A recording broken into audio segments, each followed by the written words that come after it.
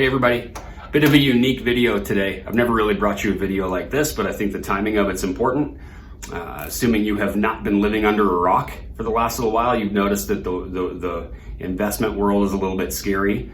And if you're not saving money, well, this doesn't really affect you that much, but I hope you start to save money soon. But if you are saving money and you don't have a complete understanding about how the markets work and about different investment options and different kinds of investment options that you can own, this is understandably a kind of a freaky time for you. So I want to teach you about something today called segregated funds. In an effort to keep you in the market, there's a couple of reasons that you would want to stay in and not be getting out, as all reason would be telling you right now to get out. Getting out right now is going to do a couple things. Number one, it's going to lock in your losses. The only way to actually lose money would be to cash out right now and lock in that loss.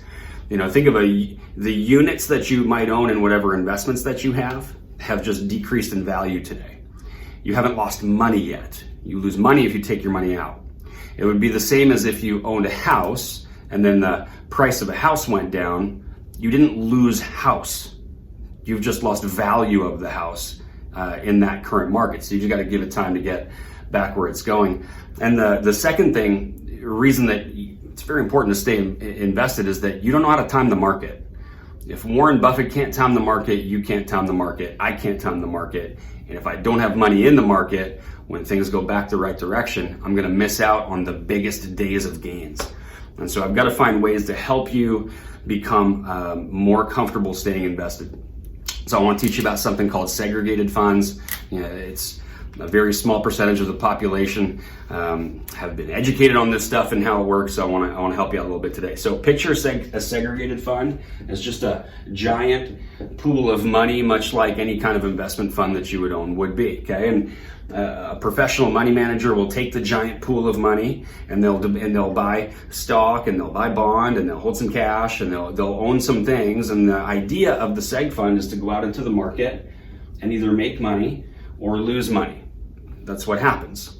The backup plan that a seg fund provides is that the giant pool of money is attached to a guarantee pool.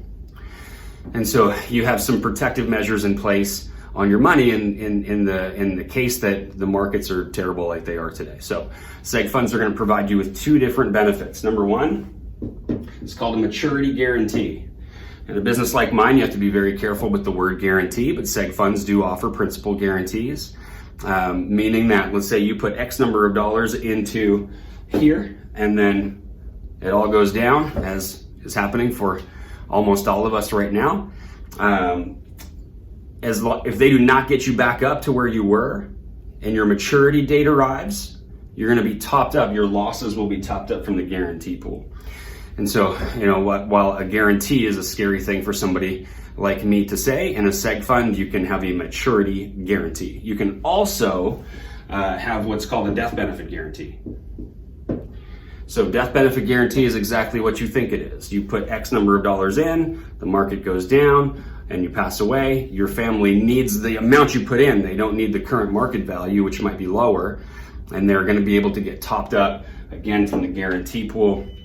You're putting two protective measures in place by using seg funds instead of other forms of investment vehicles right now. So if I even give you a third one, third benefit for segs is you get to bypass probate. So, when I'm talking to clients that are, my age and older, some of the things that we're thinking about is making sure we leave an estate that gets to our beneficiaries easily. And if we own segs, we don't have to wait for our estate to get in front of a probate judge before it's allowed to move on to our beneficiaries. So the third benefit. Now, you can do all this stuff. I want to make this as clear as I can. You can own this inside of anything that you use. So if you're using an RSP, if you've got a pension moved into a LIRA, if you've got non-registered accounts, if you've got tax-free savings accounts, you can own seg funds inside of all of those different things. And assuming that you're not in segs today and you might be with an institution that does not do them, many banks do not do them. There's the odd bank that does. And you want to move into some place where you can own those, that transition from, let's say, RSP at institution A to RSP at institution B using seg funds, that does not trigger a taxable event. So you will not have to pay taxes to make that move into what I would today consider a slightly more safe place to be for your money. So I hope that was helpful. If you have any questions, just send me a direct message. I'll respond to all of your questions. There is no obligation to come and do this with me. This was education purposes only. So I hope you guys found some value.